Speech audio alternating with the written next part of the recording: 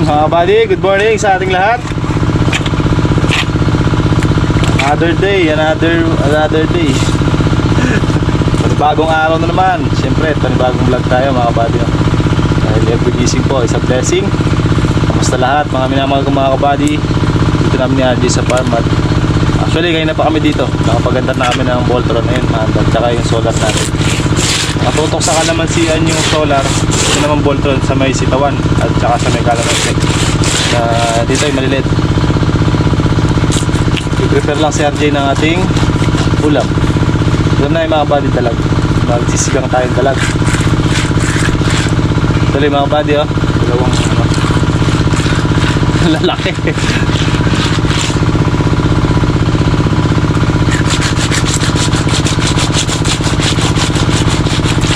Nakaskas mga buddy nang matanggal yung lansa.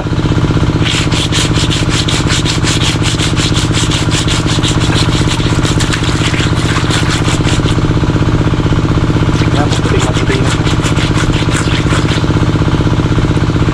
Oh, iba yung maputi yan. Nakikita yan. Tignan nyo mga buddy. Tignan nyo. Ito yung nakaskas na. Ayan, maputi na yung kanyang laman. Ayan, puti. Ito yung hindi pa nakaskas.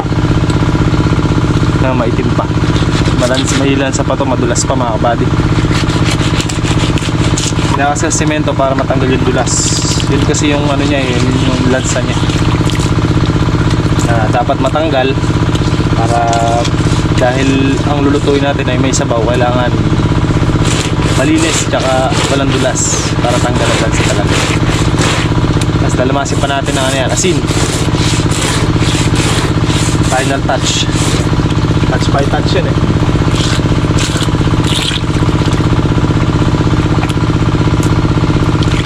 Okay na yan.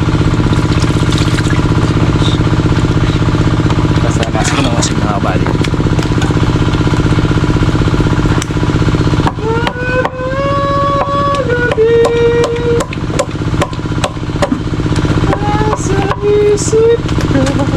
Ming, alis ka dyan, Ming!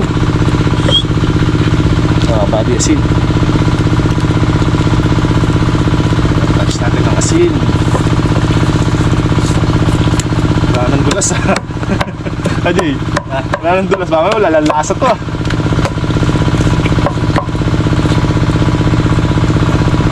Linis na linis oh. Talaga pag nahagad-gad mga body.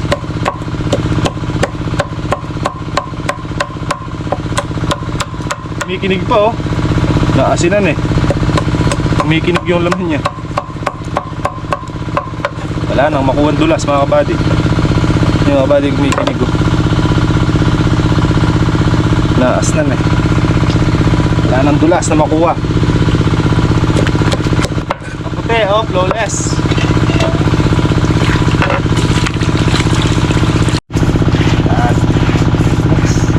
Yes. Yung mga kabady oh.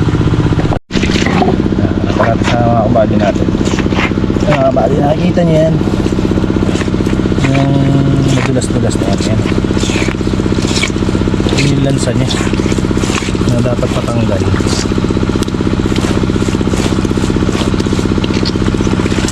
Dulas yan mga kabady. Dapat igad-gad mo. Ano?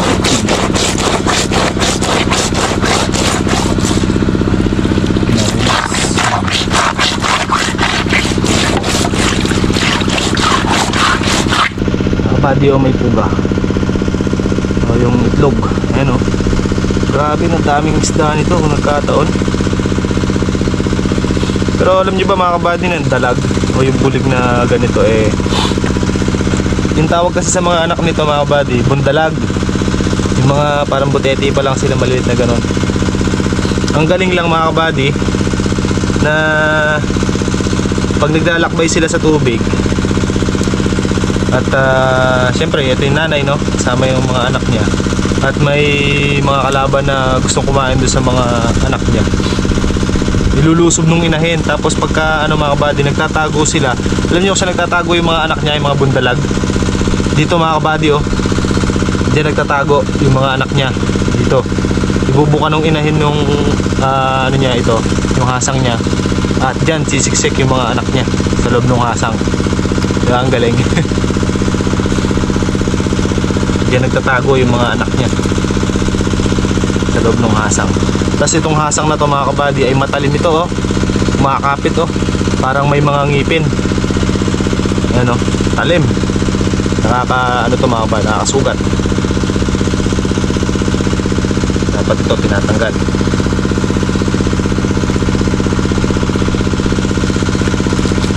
Isa dito sa malansa. Ayan ang kanyang hasang. Stew. Okay mga kabady, tuloy natin. Matagal lang ang proseso niyan mga kabady, pero pagka nalinis mo ng maayos, sulit mga kabady. Sabaw pa lang eh, kaya ulam na. Yan, puti.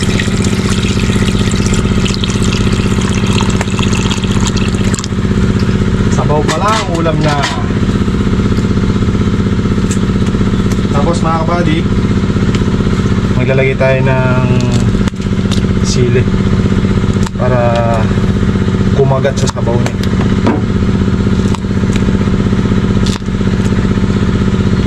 Dagdagan natin at mahilig naman kami sa maanghang.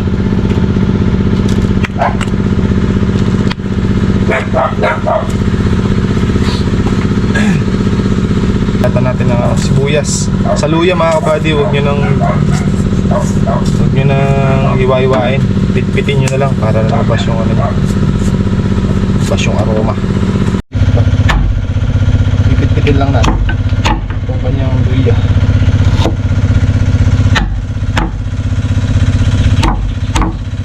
Yun.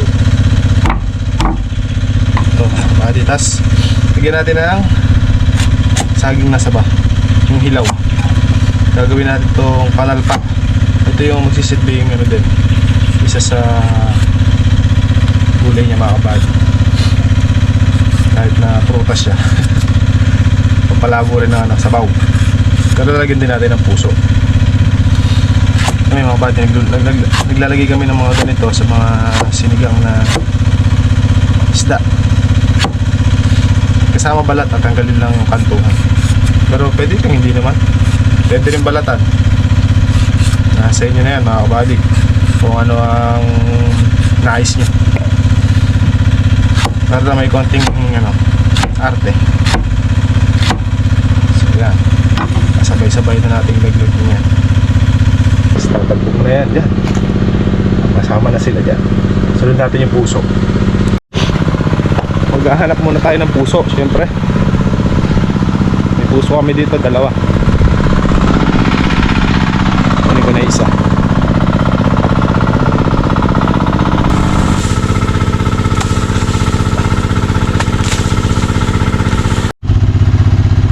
Ganyan or pahaba? Pahaba na lang.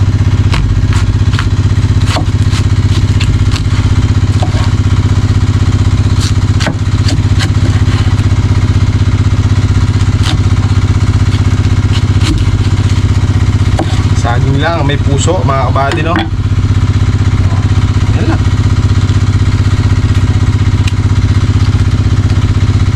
Pasok pa natin isa.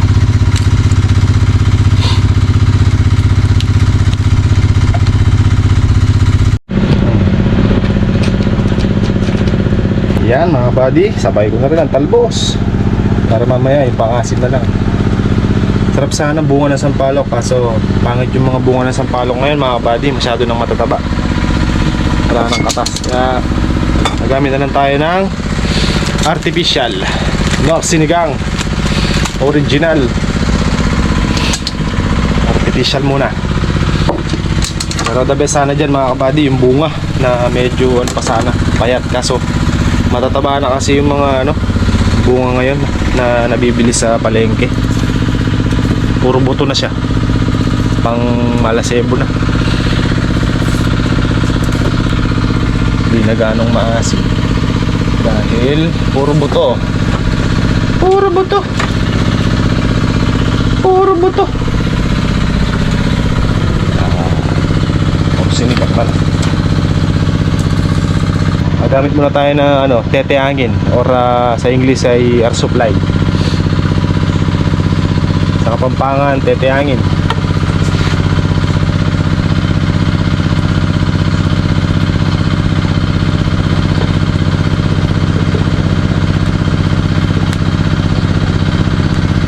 Ayan na, umaasugi na. Diyan na si Harvey. Yung kulo na mga kabady, oh. Sapit na maluto. Pero busog pa. Nagalmusal kami kasi sa bahay mga kabady ni Harvey.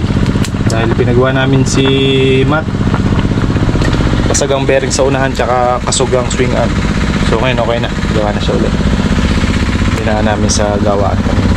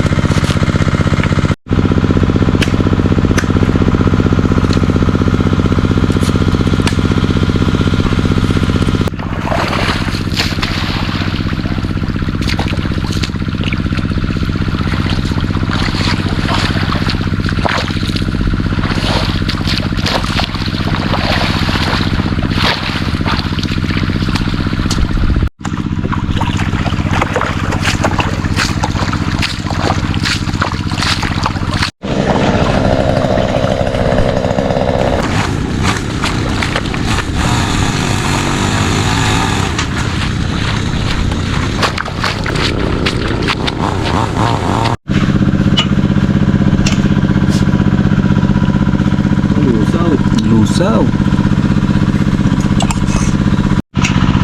Dami naman yan, Jay. Dami mo yung dalawa.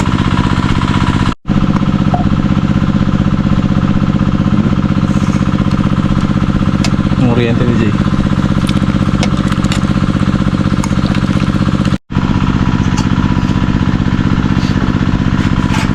Sabo.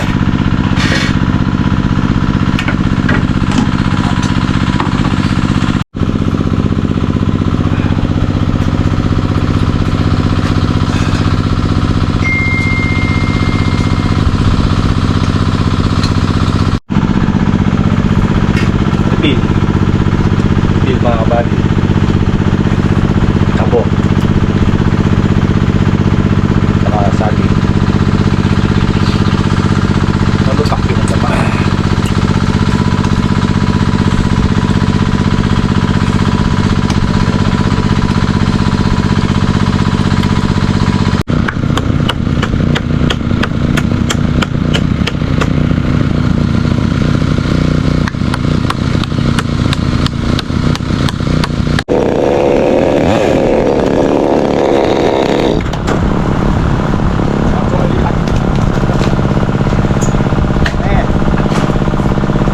Laging nga na.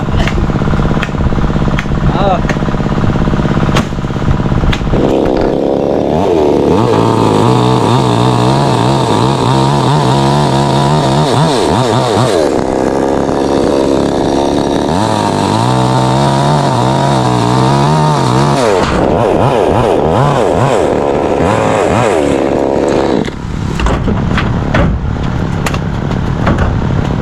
Lakas.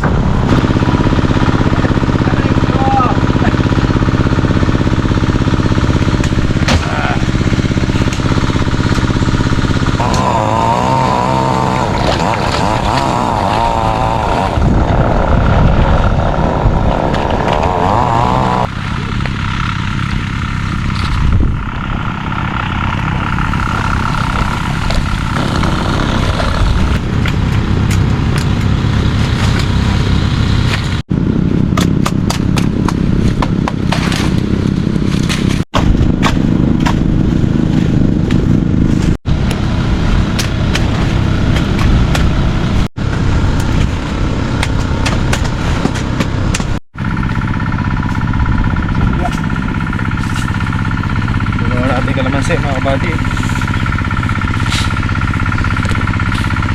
Ang ating abono, asukal. Ito, Sweet sugar.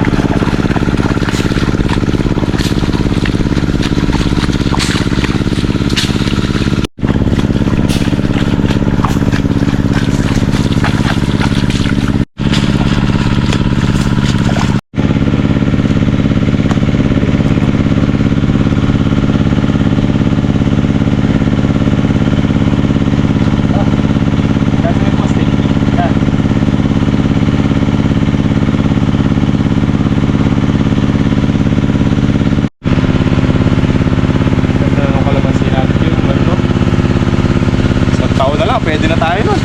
Ne, mabisa. Kaso hindi pa eh.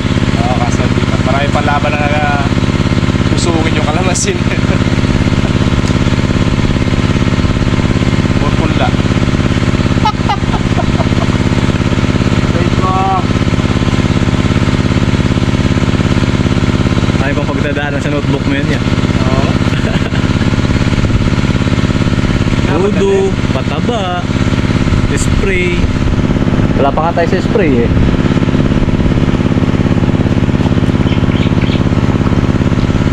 Ano lang yan, diesel tsaka pataba. Tsaka gasolina. Mas kano.